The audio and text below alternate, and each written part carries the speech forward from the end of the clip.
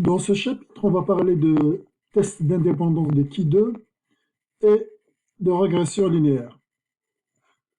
Premièrement, relation entre les variables, relation de... C'est quoi une variable dépendante et une variable indépendante? Admettons que vous avez une variable qui est y, qui est une fonction de x, c'est-à-dire y finalement dépend de x, Donc on dit que x, variable indépendante, et y, variable dépendante. Vous pouvez imaginer x par exemple la température, y c'est la pression. Donc on modifie la température et on calcule la pression par exemple. Vous pouvez imaginer x par exemple c'est le sexe et que y c'est les résultats scolaires.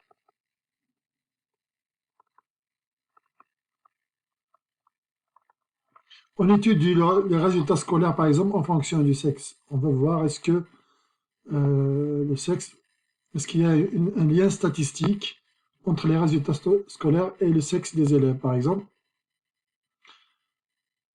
Dans ce cas-là, y, c'est la variable dépendante et x, c'est la variable indépendante. Parfois, une variable indépendante, elle peut être une variable, ce qu'on appelle une variable contrôlée. S'il s'agit de température ou d'une pression, on peut contrôler par exemple la température et regarder la pression. Donc le chercheur peut faire une expérience, il change la température, il regarde la pression. Admettons x c'est les dépenses publicitaires et y c'est les ventes. On peut modifier les dépenses publicitaires et regarder les ventes. Dans ce cas-là, on a x c'est toujours une variable contrôlée. Alors qu'ici par exemple, la variable x n'est pas une variable contrôlée. Donc vous avez vu donc la relation, c'est quoi une variable dépendante, c'est quoi une variable indépendante, et c'est quoi une variable contrôlée. Donc c'est une variable indépendante qui peut prendre des modalités ou bien des valeurs désirées au gré du chercheur ou la personne qui fait l'étude. Donc il arrive qu'on montre un lien statistique, mais il ne faut pas interpréter le lien statistique comme un lien de causalité. Je reviens à l'exemple précédent. Admettons qu'on démontre que les résultats ou bien les succès scolaires ou les résultats scolaires dépendent du sexe. Les résultats scolaires dépendent du sexe. Donc, il y a une relation de dépendance ou bien un lien statistique entre les résultats scolaires et le sexe. Mais on ne peut pas dire qu'il y a un lien de causalité. Voilà. Donc, il ne faut pas faire l'erreur de croire que un lien statistique est un lien de causalité. Ce n'est pas le fait d'avoir sexe féminin ou masculin qui cause la réussite scolaire ou pas. Ce n'est pas un lien de causalité. On peut avoir un lien statistique sans qu'il soit un lien de causalité. Ici aussi, ce n'est pas forcément le cas. Mais ici, ça peut être le cas aussi. Hein. Ça peut être le cas.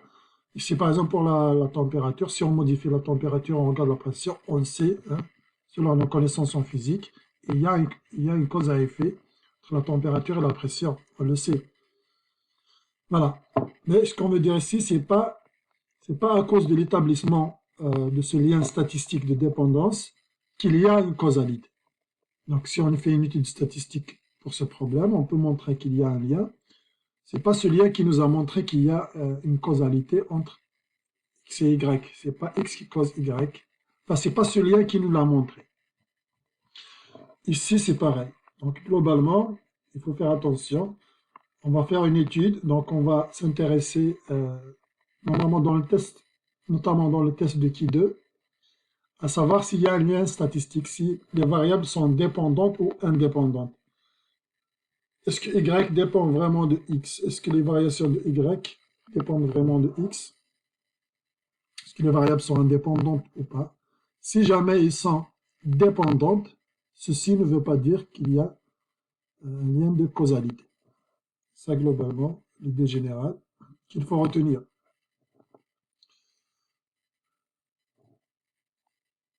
Voilà, donc ici, même s'il y a une correspondance parfaite entre variables indépendantes x et variable y, donc des variations de x correspondent à des variations de y, en quelque sorte, le lien qui va être montré par le test de Ki2, ce n'est pas un lien de causalité. On n'a pas de lien statistique qui montre que c'est x qui a causé y.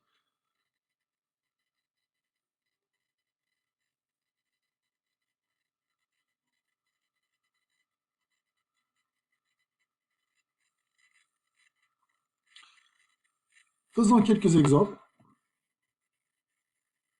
Vous pouvez mettre la capsule en pause et d'essayer de répondre. Donc, parmi les exemples suivants, parmi les couples suivants, identifiez la variable indépendante, les variables dépendantes, et préciser si la variable indépendante peut être une variable contrôlée ou pas. Voilà. Exemple pour le premier exemple, les résultats scolaires et le quotient intellectuel. On pourrait s'intéresser, est-ce que les résultats scolaires dépendent du quotient intellectuel? Donc les résultats scolaires, c'est la variable dépendante.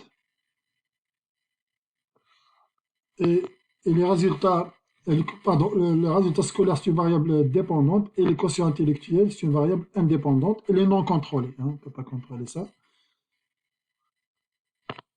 On peut citer quelques autres exemples. Taux d'alcool dans le sang et temps de réaction à un stimulus visuel. Donc, on veut étudier le temps de réaction en fonction du taux d'alcool dans le sang. Donc, le taux d'alcool dans le sang, c'est la variable indépendante. Et le temps de réaction, c'est la variable dépendante. Le taux d'alcool est contrôlé. Bien sûr, on peut prendre un échantillon, on va leur demander de boire une certaine quantité d'alcool et on va faire une étude sur leur temps de réaction à un stimulus visuel. L'âge est parti politique favori. Donc, on va étudier l'appartenance à un parti politique en fonction de l'âge. Donc, l'âge, c'est la variable indépendante. Le parti politique, la variable dépendante. Et bien sûr, l'âge, il est non contrôlé. Prix d'un billet d'avion et nombre de personnes dans l'avion. Le prix d'un billet d'avion, il peut être une variable contrôlée. Si c'est vous qui faites une étude, vous ne pouvez pas contrôler le prix. S'il s'agit de la compagnie aérienne, ils peuvent bien décider de contrôler le prix, de voir s'ils modifient le prix, est-ce qu'ils vont augmenter le taux de remplissage de l'avion, etc. En tous les cas, le prix du billet, c'est la variable indépendante. Elle peut être contrôlée. Qualité des relations familiales et le degré de stress à l'école. On veut savoir si le degré de stress à l'école dépend de la qualité des relations familiales. Donc, la qualité de relation, c'est la variable indépendante. Le degré de stress, c'est la variable dépendante. Et bien sûr, la qualité des relations familiales est non contrôlée. Quantité de tables et quantité d'ustensiles. La quantité de tables, c'est la variable indépendante. Peut être contrôlée si le restaurant lui-même peut décider de limiter, par exemple, le nombre de tables et voir. Voilà. Peut-être qu'il est contrôlé, peut-être que non. Mais elle peut être contrôlée. Le nombre de voitures sur la route en fonction de l'heure de la journée. Donc, l'heure de la journée, c'était la variable indépendante. Et le nombre de voitures, c'est la variable dépendante. Bien sûr, la variable indépendante, elle est non contrôlée ici. Les résultats scolaires en fonction de la couleur des cheveux. Le résultat scolaire, c'est la variable dépendante. Les résultats scolaires, c'est la variable indépendante. Qui est non contrôlée, bien sûr. On va dire la couleur naturelle des cheveux, bien sûr. C'est pas la couleur avec une teinte, mais la couleur naturelle des cheveux.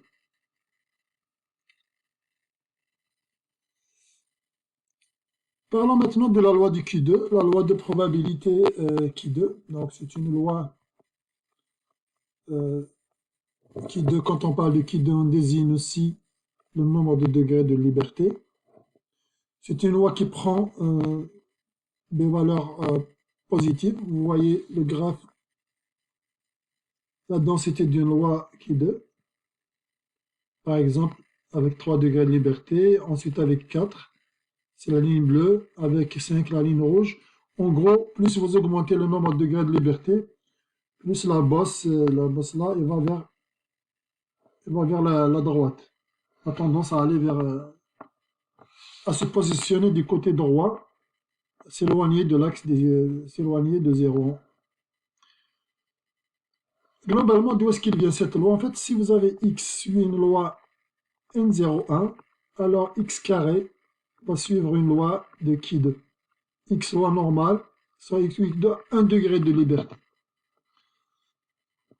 Voilà. Et puis, si vous avez plusieurs variables indépendantes qui suivent une loi de qui de 1 degré de liberté, par exemple, x1 jusqu'à x, par exemple, on va dire juste 2.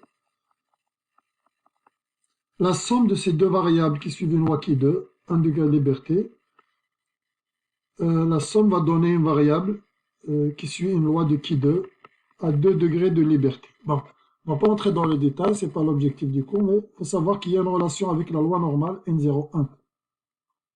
En tout cas, vous voyez le graphe, il n'y a pas de symétrie, contrairement à la loi normale.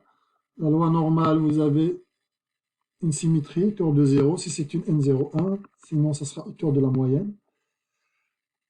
Alors qu'ici, vous voyez, un qui 2 ne peut pas prendre des valeurs négatives, du fait que c'est un carré réellement, c'est un carré du loi N01, donc ça ne peut pas prendre des valeurs négatives. Donc, son graphe, il est à droite de l'axe des Y, et donc il n'y a pas de symétrie. Voilà quelques propriétés. On peut s'intéresser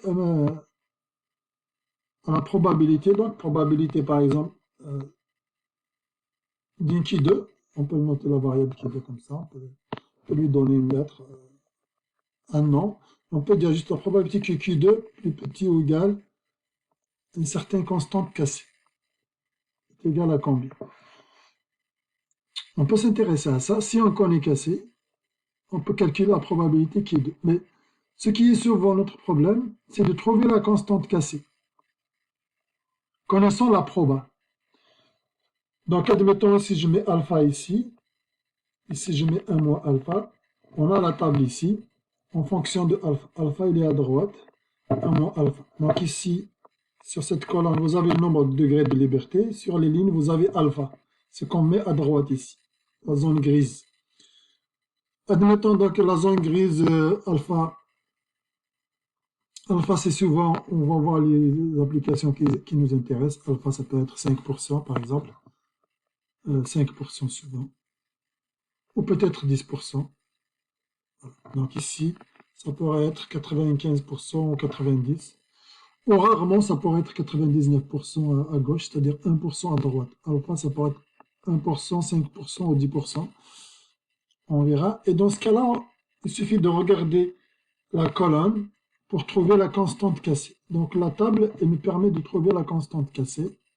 Admettons pour une loi, pour alpha égale 5%, et que vous avez 10 degrés de liberté, par exemple, 10 degrés de liberté, on a la constante cassée, c'est 18,31.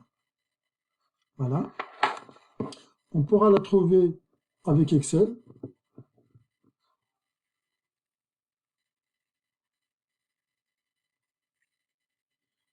Comment trouver avec Excel? Y égale loi point qui 2 point inverse. Et là, je lui donne 1 moins alpha. Attendez, je mets alpha ici, par exemple. Bon. Alpha. Alpha. Maintenant, je mets 0.05. Ça, c'est mon alpha. Et là, la constante cassée. La constante, la borne pour une loi de qui 2. La borne qui va laisser alpha, 5% à droite. La borne qui va laisser 5% à droite. S'il laisse 5% à droite, il va laisser 95 à gauche. Donc, on pourra la trouver avec loi point qui 2 point inverse. Et là, je lui donne 1 moins alpha, 1 moins 1, et donc, loi point 1 moins 2, 1 moins alpha, 1 moins alpha. Et là, je peux ajouter 2 carrés de liberté. On a dit 10 par exemple. 10. J'ai pris dans la table 10. Qu'est-ce que ça donne?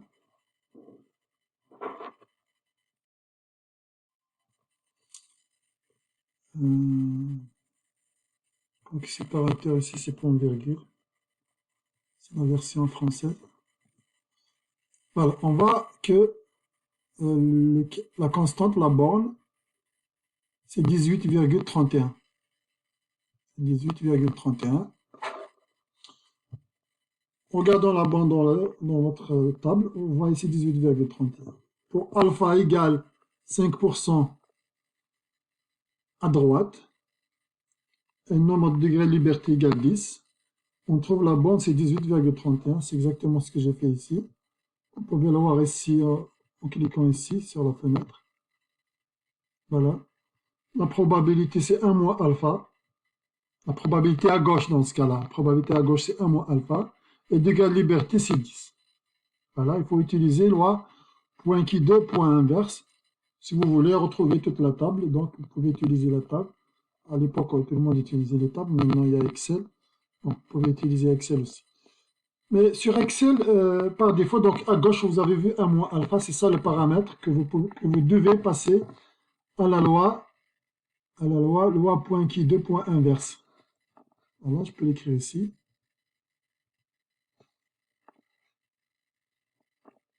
Supprimer l'égalité, voilà. Donc, loi point qui 2, point inverse, 1 moins alpha, et là, c'est le nombre de degrés de liberté nu. Voilà, donc cette fonction, elle reçoit le paramètre 1 moins alpha. Mais il y a une autre fonction, à vrai dire, qu'on a programmée sur Excel, où on peut lui donner alpha, c'est non pas loi point qui 2, point inverse, mais loi point qui 2, point inverse, point droite. Point droite, là, je lui donne la probabilité à droite de ma constante, de ma borne. Là, il suffit de lui donner donc la borne. Et bien sûr, le nombre de degrés de liberté, ici, par exemple, dans notre cas, c'est 10. Et ça donne la même chose. Voilà, vous voyez que ça donne pareil. Voilà. Dans cette deuxième situation, on a utilisé non pas loi inverse, mais on a ajouté point droite. Voilà, bien sûr. Donc on a dit quand on applique loi qui 2 point inverse point droite, on lui donne la proba qui est à droite, c'est-à-dire alpha. On lui donne alpha. Quand on applique loi 1 qui 2 point inverse, on lui donne 1 moins alpha, c'est-à-dire celle qui est la probabilité qui est à gauche. Voilà en gros.